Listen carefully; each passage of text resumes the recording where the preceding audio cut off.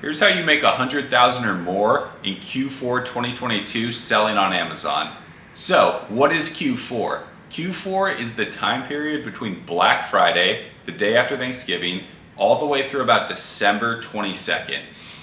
In this period, the increase in demand is 3 to 5 times what a normal e-commerce or Amazon seller usually gets. And the reason for that is obvious. It's just everyone's trying to get their gifts for loved ones, everyone they know at a discount, especially early. So that entire time period is where a lot of e-commerce sellers make anywhere from 20 to 40% of their total yearly sales just in that 25 to 30 day window.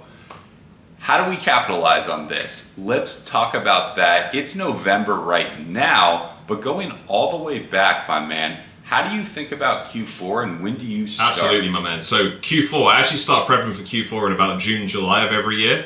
And you want to get your purchase orders in early. You want to make sure your supplier is able to handle the amount of quantity that you're going to be sending into Amazon during the Q4 period.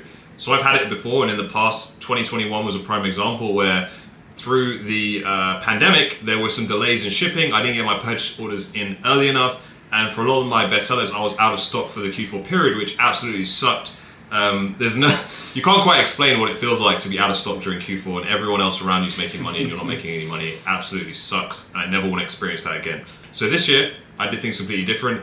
Had a couple of launches going on this year as well, but I managed to get my launches out of the way. I managed to get all my restocks out of the way, my purchase orders in throughout June, July, and I think the latest one I had was August. So inventory management is absolutely key during the Q4 period. Make sure that you give yourself enough time to get your product shipped into Amazon. Think about your manufacturer lead times, think about your shipping lead times, and think about your supplier. Can they handle the quantity that you're going to be sending in? So this is a bit different. If you're launching, you're going with 200, 250 units. But if you've got a product that you know is going to sell really well in Q4, you need to make sure that you have enough stock and go through CPRs of your main keywords, go through, review your last Q4 if you had a last Q4 if it's relevant, and go through search volume forecasting as well. Go back to 2021, go back to 2020, look at the search volume demand and start to forecast what your allotted quantity is going to look like, and then order that from your manufacturer. Don't leave it too late because you will end up crying. Now, next thing is your holiday images. So I like to have a second set of images done for the holiday period.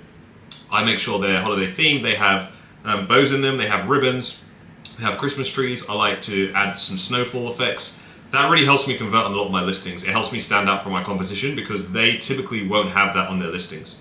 So if I can have that on my hero images and my images throughout my listing, plus my A+ content, I know that I stand out. Holiday themed shoppers, people that are coming onto my listings that necessarily don't shop during the rest of the year, but only shop during the holiday period, they see that I have a holiday themed product and they associate that with their loved ones. They end up buying my product over the competition and it helps conversion rate. So I highly recommend that you guys get that done.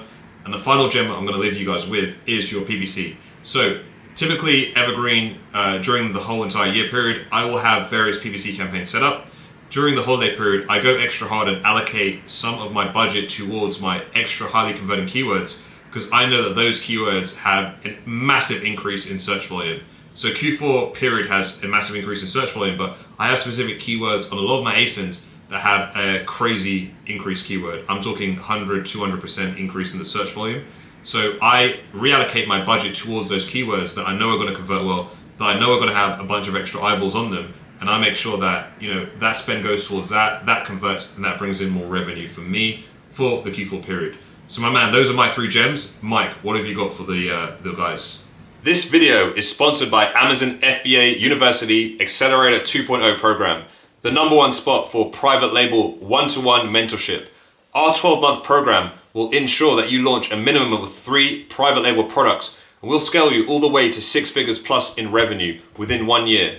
What does our course consist of? Unlimited one-to-one calls with myself and Michael, the founders of Amazon FBA University's Accelerator 2.0 program, 14 hours of online teachable lessons, plus weekly Q&As, private Slack access, and monthly sessions with your very own Helium 10 every single month. So guys, if you want to start an Amazon FBA business and get out of the 9 to 5, book a call with us. The link's in the description below. See you there.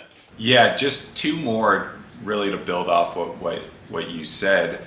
PPC wise, typically throughout the year, each campaign is going to have a single product in it, right? So maybe if you have variations of that product, you can include all of those variations, but in general, one campaign. You're going to target keywords, going to target other products, but it's just for that individual product. On the holidays, we don't have to do this. What I like to do is set up special Q4 PPC campaigns, and here we're testing keywords like gifts for her, gifts for him, Christmas gift for 1-year-old son, 1-year-old daughter, any of that where you know certain products are relevant for these searches, you want to test those campaigns and add multiple products. Then whatever products are converting, you want to double down on that from a PPC perspective, and also ensure, okay, this product is clearly converting from a holiday gift standpoint. Going all the way back to what you said, you ensure that listing has holiday theme images, Christmas, people getting a gift under the tree, everything that evokes emotion. And also, if it's converting really well, you want to make sure the terms gifts, the terms Christmas, the terms holiday, for her, him, XYZ, right, are in your listing, because you're going to start to rank for those terms as well. So that's one thing you can do in Q4 with PPC that you can't really do throughout the year. Just make sure to pause those campaigns because they can get a little crazy after Q4 is over. The only other thing I want to add is you should always have a coupon on your Amazon listings during Q4. If you shop on Amazon, you probably are aware of those listings that have that green coupon badge. As a seller, it's free to add a coupon. Obviously, they're going to give a discount that takes away from your total revenue.